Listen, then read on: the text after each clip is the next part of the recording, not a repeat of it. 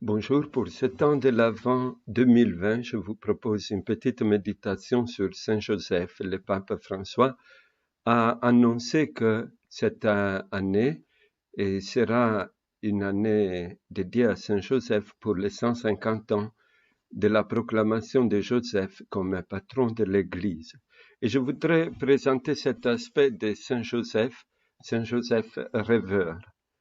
Et l'Évangile nous dit peu de choses sur Saint Joseph, mais il nous raconte que pour 3 fois, 4, plus la précision, Saint Joseph a eu des rêves. Et si nous regardons dans la Bible qui a eu des rêves, on peut faire la comparaison avec d'abord Adam. C'est le moment où Adam vit une crise, ainsi comme Joseph. Il ne sait plus quelle est sa place. Adam a donné des noms à tous les animaux et il n'a pas trouvé quelqu'un qui lui soit un vis-à-vis. Et voilà que Dieu résout cette impasse à travers le sommeil d'Adam. C'est-à-dire c'est une solution qui le dépasse, qu'il va recevoir. Ainsi, aussi pendant le sommeil, voilà, et Saint Joseph s'est demandé quelle est ma place maintenant dans l'histoire de Marie. Et le mystère est en train de l'envelopper dans une autre vocation. Et c'est dans le sommeil, comme un nouvel Adam, que Joseph reçoit une nouvelle vocation, non seulement d'être l'époux de Marie, le vis-à-vis de Marie, mais aussi de devenir le père du Fils de Dieu. Mais on peut penser aussi à un autre Joseph, le fils de Jacob, vendu par ses frères. On sait que Joseph, tout jeune, était un rêveur et surtout par la jalousie de leurs frères qui le mettaient à part, c'était un peu marginalisé, on peut dire, mais il rêvait une gloire. Et c'est vraiment cette capacité de rêver toujours plus et qui fait la grandeur de Joseph et qui le porte à devenir le deuxième en Égypte et après à sauver aussi la situation de tous ses frères. Et d'ailleurs, quand on dit cette phrase « ite at Joseph », aller chez Joseph, et on cite en fait ce que Pharaon disait à propos de Joseph, qui était devenu le grand vizir de l'Égypte. Donc voilà, et aussi Joseph, le patriarche, était un rêveur, mais à travers ses rêves, c'était Dieu qui lui indiquait les chemins et un chemin de réconciliation et de salut. Alors, être un rêveur, ça ne veut pas dire avoir le syndrome de Peter Pan, qui ne veut pas devenir adulte. Ici, nous sommes dans une société qui se cache dans des rêves où vraiment l'adulte n'est pas un idéal. On veut être tous des jeunes ressemblent. L'idéal, c'est l'adolescent. Même la mode suivent cela. Et tandis que nous avons besoin, surtout maintenant, dans ce temps de pandémie, d'adultes qui rêvent. Et cette belle définition d'adulte qui donne Armando Matteo, l'adulte est celui qui a connu les limites de la vie, mais il croit encore, il garde confiance. Voilà, Saint Joseph aussi, il a connu les limites de la vie, de ses rêves, de ses plans. Il avait le désir de faire une famille selon ce qu'il avait imaginé avec Marie. Et voilà, il connaît des limites, il connaît des changements des programmes. Et aussi, quand il assume le rôle de père nourricier, comme on dit, du Fils de Dieu, l'époux de Marie, et il trouve de nouvelles contradictions. Et donc, il y a la fuite en Égypte parce qu'on veut tuer l'enfant. Et après, il revient d'Égypte et il va jusqu'à Nazareth. Et voilà, Joseph est un homme qui connaît les limites de la vie et aussi ses propres limites, hein, mais continue à avoir confiance, à croire dans la vie. Joseph nous enseigne, et en ce temps de pandémie et de crise, nous avons besoin de personnes adultes comme ça, que nonobstant les difficultés qu'on est en train de rencontrer, nonobstant les drames, il sait donner espérance. L'adulte est un témoin de confiance dans la vie. Et je crois que Saint Joseph nous est d'exemple là-dedans. Et Joseph nous fait découvrir aussi les rêves de Dieu. Dieu aussi a un rêve. Et c'est que tous puissent le connaître, puissent connaître qu'il est Père, hein, à travers les dons de son Fils.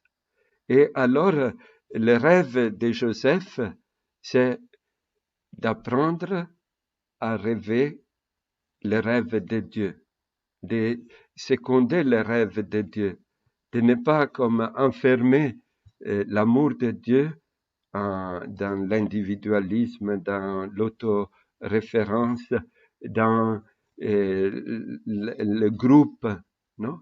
Mais de savoir entrer dans les désirs de Dieu, et que tous ces créatures, tous ces enfants puissent le connaître, puissent connaître son Fils, qui est sa joie. Voilà un autre aspect que nous apprenons de Saint Joseph.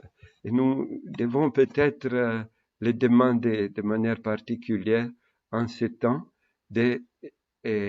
à Joseph, non? Aide-nous à rêver, à désirer, à vivre les rêves même de Dieu et à comme participer à son désir, à dilater notre cœur et nos désirs à la mesure des désirs de Dieu. Un peu comme Thérèse de Lisieux vivait des désirs infinis, mais infinis parce que Dieu a un rêve infini. Pouvoir seconder en nous le rêve de Dieu. Voilà ce qui était devenu le rêve de Saint Joseph. Et enfin, le rêve de Joseph indique aussi cette attitude de ne pas vouloir tout contrôler et avoir la main mise sur tous les programmes, devoir réussir à tout prix, mais faire confiance à la providence. L'image que vous voyez, c'est la statue de Saint Joseph dormant que le pape François a dans sa chambre à Sainte-Marthe. Et il a confié plusieurs fois que l'origine de sa sérénité, même en tenant compte de la charge énorme qu'il porte, c'est que quand il y a un problème qu'il n'arrive pas à résoudre, il l'écrit sur une petite feuille et il le met en bas, voilà, au-dessus de Saint Joseph qui est en train de dormir, hein, comme lui confiant à sa paternité la solution de ses problèmes, à tel point, nous le voyons, qu'il disait que désormais Saint Joseph dorme sur un coussin fait de petits billets des problèmes de l'Église. Eh bien voilà, et ça aussi c'est une attitude que Saint Joseph nous enseigne. Et on arrive dans la vie dans des situations qu'on ne sait pas résoudre, on ne trouve pas la clé, mais voilà, le sommeil indique j'abandonne. Hein. J'ai cherché de faire tout le possible, maintenant je le remets dans les mains de la Providence. Et, et, et Saint Joseph nous enseigne par son expérience même que la solution, le Seigneur la porte à bon terme quand nous sommes dans les rêves même de Dieu, quand nous secondons les rêves même de Dieu. Et voilà alors ce que nous souhaitons. Évidemment, j'ai terminé avec mon peintre préféré, Rembrandt, voilà, qu'on a médité souvent. Et là, c'est Joseph qui veille. Et l'ange, ici, ce n'est pas le premier rêve, c'est le rêve au moment où l'ange lui dit de s'enfuir parce que Marie et l'enfant est déjà là. Mais voilà, et cet aspect du rêve de Joseph qui entre dans les rêves de Dieu. Le pape François dit souvent que quelqu'un qui ne sait plus rêver, qui n'a plus de rêves, et une famille qui n'a plus de rêves, une communauté qui n'a plus voilà, des désirs, des grands désirs, ne sait pas, est morte. Hein. Et nous devons demander à Saint Joseph, en ces temps de pandémie, d'avoir de grands désirs, de grands rêves, d'être adulte, de faire confiance dans la vie, même si nous en éprouvons les limites et la pauvreté. Et Sainte Thérèse d'Avila disait, quelques semaines avant de mourir, à ses sœurs en passant à Valladolid, elle disait qu'elle procure les sœurs de cultiver des grands désirs et ainsi leurs œuvres deviendront pareilles, deviendront grandes aussi, nous aussi. Hein. Nonobstant nos limites, il faut avoir des grands désirs, des grands rêves et surtout, je le répète, demandons à Saint Joseph de rêver les rêves de Dieu, les rêves d'amour de Dieu. Saint Joseph, priez pour nous.